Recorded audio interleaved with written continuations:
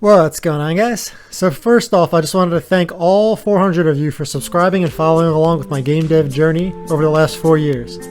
I appreciate all of your comments and feedback as well. So in this devlog, I wanted to explain why I made this channel in the first place and my plans for the future if there's any new subscribers.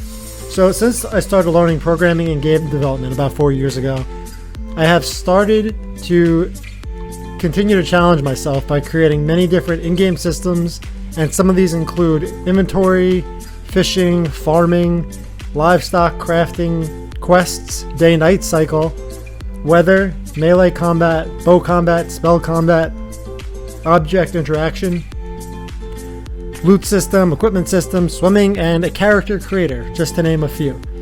So, a little background. Since I was a kid, I loved playing, some of my favorite games, but I always wished for something more in each of them.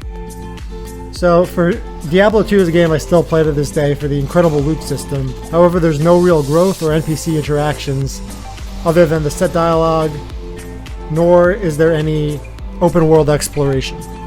Harvest Moon was amazing for developing relationships and rivalries with fellow NPCs, paired with relaxing farming mechanics, not to mention the festivals I always look forward to each year, such as the dog and horse races, which were awesome. However, there was no in-depth loot, equipment, or progression system for your character. Even the character creator wasn't all that great, and some Harvest Moons you only could have just the main character.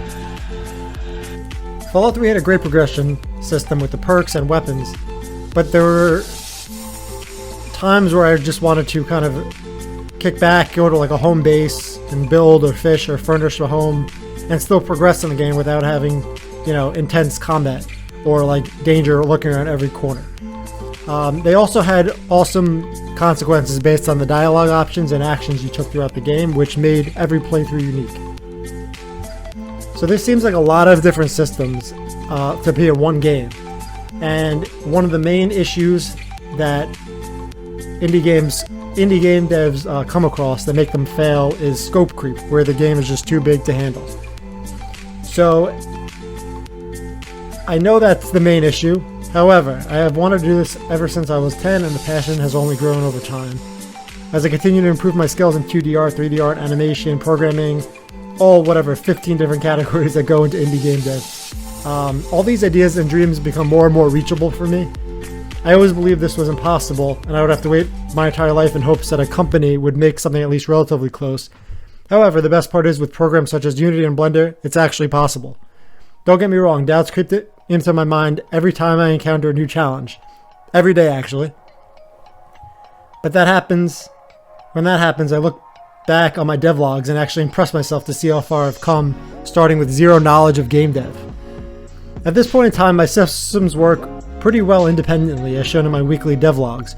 However, they all must work much more cohesively if I want a game to work and scale as I ultimately intend. As I look to the future, my goal now is to take a top-down approach to rework my systems to achieve the following 3 things. All similar or duplicate code should be eliminated and flow through one manager script, for example the player input manager, accepting all input from controllers or keyboards. All systems should allow for ease of scalability, and all systems should have a proper workflow. As I mentioned before, over the past 4 years I made good progress on my melee and spell combat system. In addition, I recently improved my player interaction system to pick up items and open doors. Now, while all these systems seem separate, they should all really derive from player input manager. The problem I have currently is each script has its own logic that allows for key code input and separate void method updates. If players try to pick up an item and attack with the sword at the same time, the scripts will clash. Or if the options UI and inventory UI is open, the game should be paused, not allowing the player to input any key code or controller actions while the UI is active.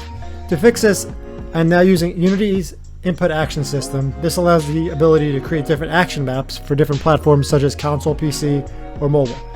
When the UI is opened, you can disable the player input action map and enable the UI input action map.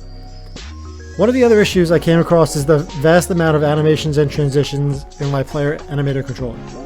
It also seems very complicated, and I will be adding even more animations in the future, further complicating the current structure. To simplify this, I am planning on using the input manager to flow into the player movement script, which will decide which animation should be played, Once I have this simplified, I can decide how to handle combat once a spell or weapon is equipped. I can go on about this for hours, but I think this is a good stopping point for the devlog. Thanks for watching, and feel free to comment below with any questions or comments. I'll continue to improve each week and post my update until the game is finally finished. And as I put in the title, I only fail if I quit, and I will never quit. So thanks for watching, and hope you enjoy the devlogs going forward.